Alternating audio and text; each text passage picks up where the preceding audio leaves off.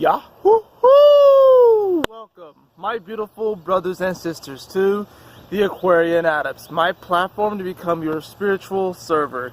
And welcome to your daily Adept report for today, Saturday, June 30th of 2018. Thank you so much for joining me in this video.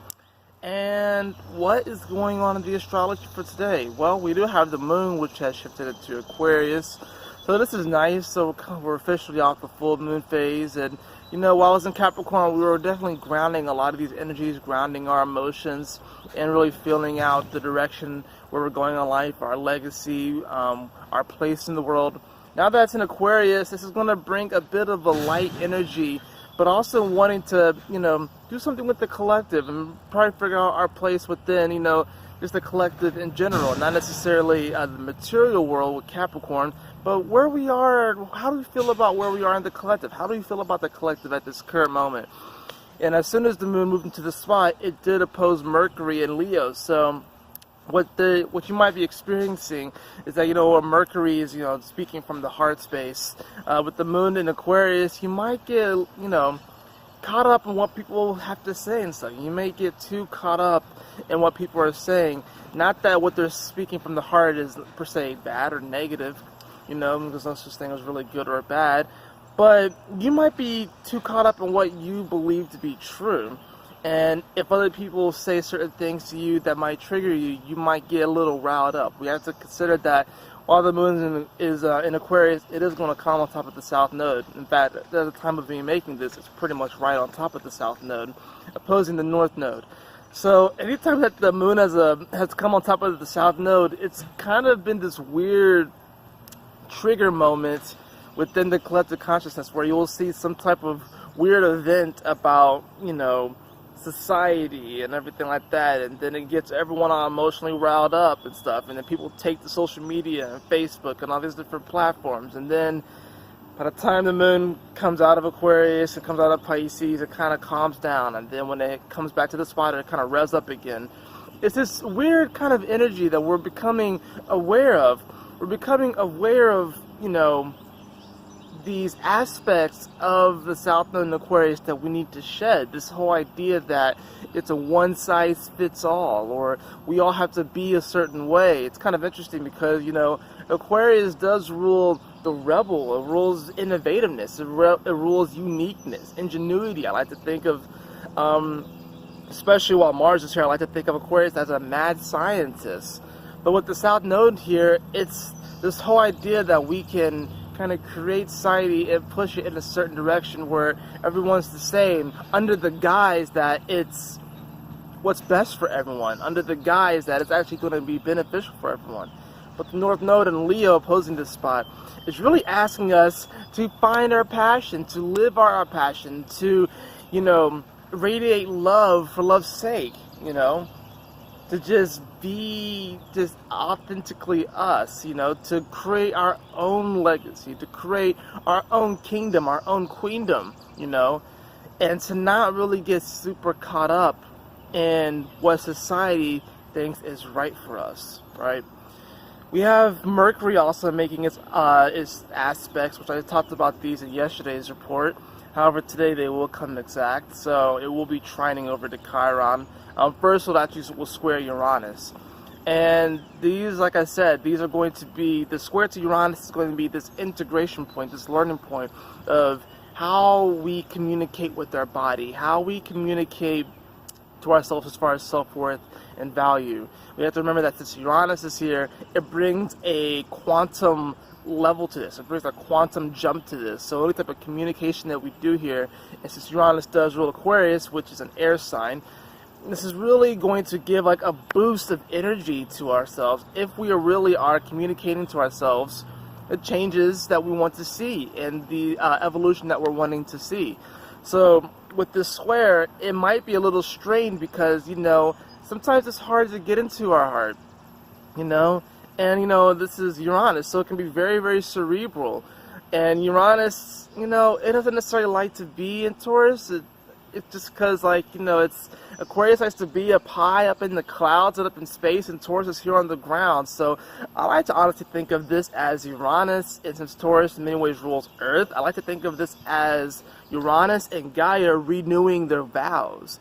And I think that's what this is. I think this is you kind of renewing your vows to yourself, renewing your vows to your body, to your five senses, and really just our bodies are also evolving because, you know, we are shifting dimensions, we are shifting frequencies, all of us collectively, but we have to renew our vows to ourselves. We have to renew, you know, taking care of ourselves, taking care of the planet, you know. This is what the square is going to be talking about. We have to come from the heart now. We have to speak from the heart and really begin to push forward this this need. I won't say need, but just make it almost like a daily thing to just radiate love for love's sake towards the fixed earth, the physical, the manifestation, and stuff like that. A lot of people want to be like, oh, we need to transcend this physical, we need to transcend all of this stuff, and it's like there is a purpose for all of this. So I think this is what it's about, is realizing and appreciating our bodies, realizing and appreciating the physical too.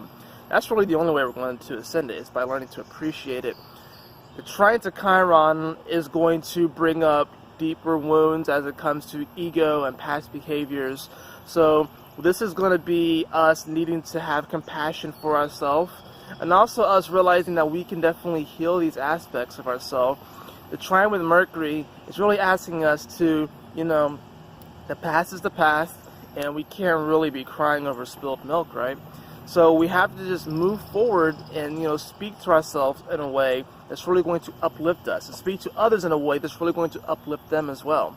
This is about a time of uplifting each other. You know, anytime the moon goes into Aquarius, there might be, like I said, this weird energy where we feel like we have to project what we believe is true on to other people, because the South Node is here, Mars is here too, but Mars is retrograde.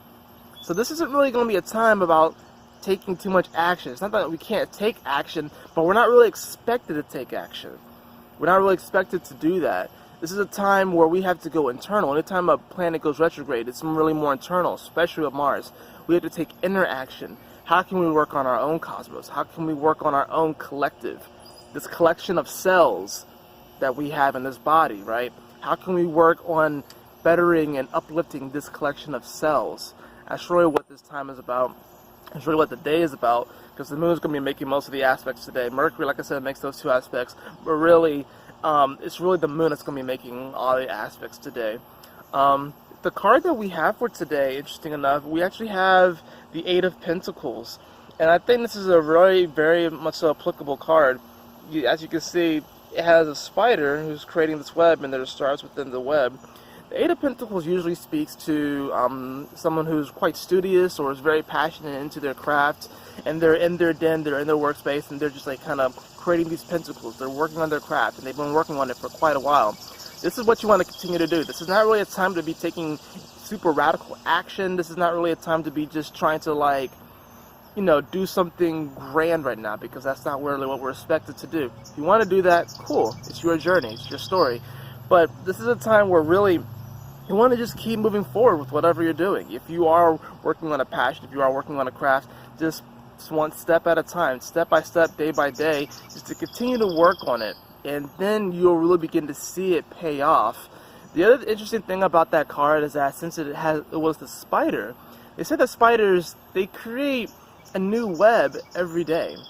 And I think that's really interesting, because I think sometimes what happens is that we are caught up on webs that we have created in the past, and these webs aren't strong. They don't hold the test of time. And not only that, but they don't attract the food that we want or the energy that we're trying to consume, and we don't really attract the life that we want. We don't really get the manifestations that we want, because we're manifesting in an unconscious way, because we're holding on to a web that we created in the past.